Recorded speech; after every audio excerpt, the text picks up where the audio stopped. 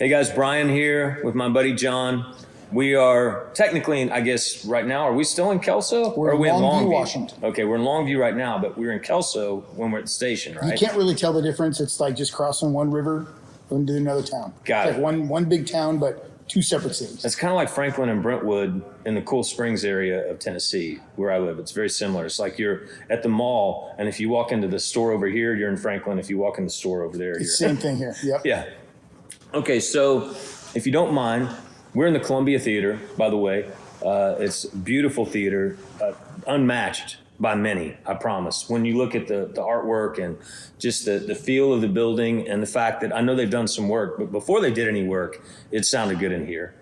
And now it sounds even better. Tell me, if you don't mind, a little bit about the history of this particular building. So this theater will be 100 years old in 2025. Getting set to celebrate the centennial. It almost was torn down in May of 1980. Mm-hmm. They had it scheduled to demolish it and build apartments on Monday, May 19th, 1980. Mount St. Helens, which is about 40 miles away, blew on Sunday, May 18th. They had all the construction trucks in the parking lot. They were going to start Monday morning tearing this theater down. The mountain blew. They needed all those construction trucks up at Mount St. Helens, and It gave people enough time to organize, do some fundraising, and literally Mount St. Helens saved this theater.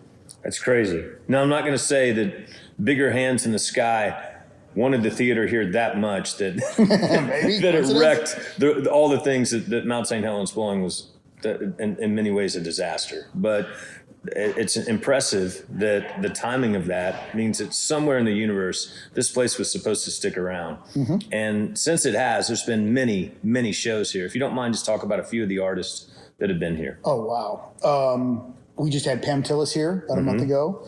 We've had Colin Ray. We've had Diamond Rio. We've had, there were vaudeville acts, famous vaudeville acts in the 20s and 30s that played on this stage. The very first concert I ever saw in my life was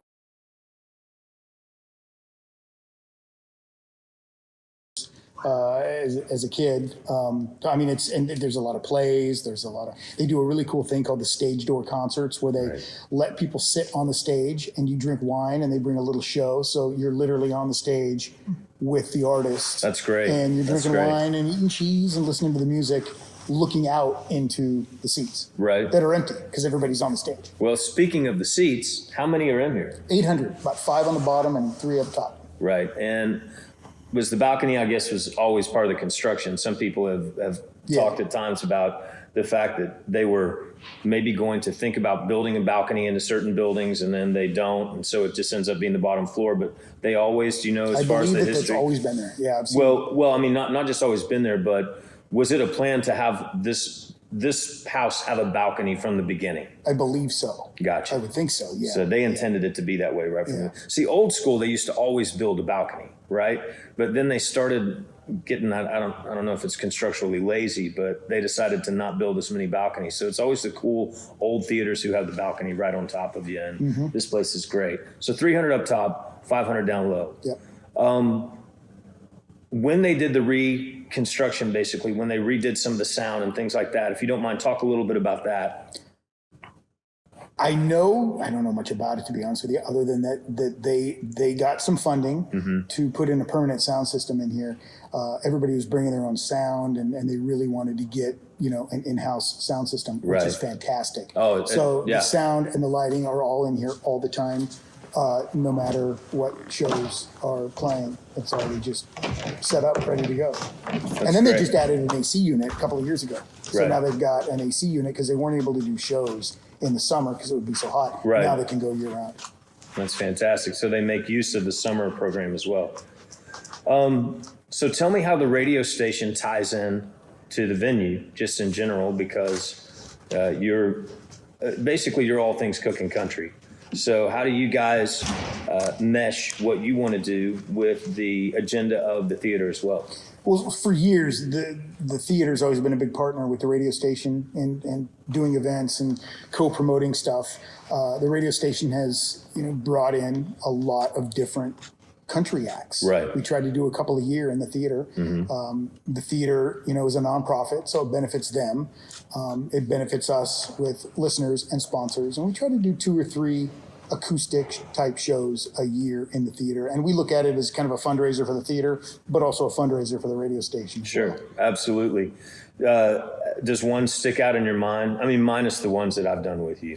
Those have been big ones. Those have been, no, we've done, we had, the first acoustic show we did when I got here was Mickey Guyton. Mm-hmm. And she walked out on stage, and during her sound check, she stopped mid-song and looked around, and she goes, "This is so beautiful." And then a week later, she was on Good Morning America. Right. And it kind of took off. And that was kind of a cool thing to see.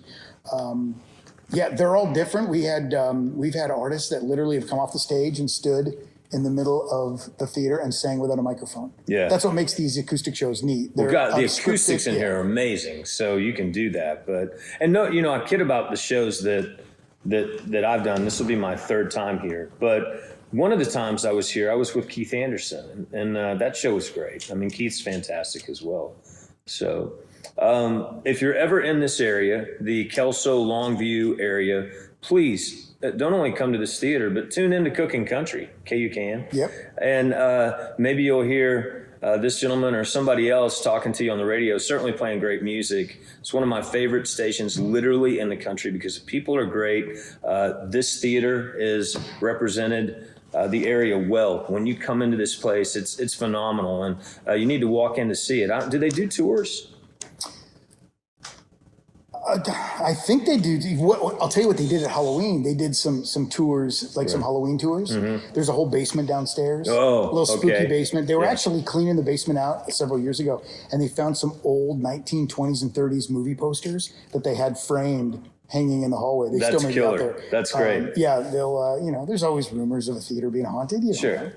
Phantom of the Opera. Yeah. Okay, so show up in Kelso, Longview area, tune in to Cooking Country, and come to the Columbia Theater if you get a chance. This is truly one of the best ones around.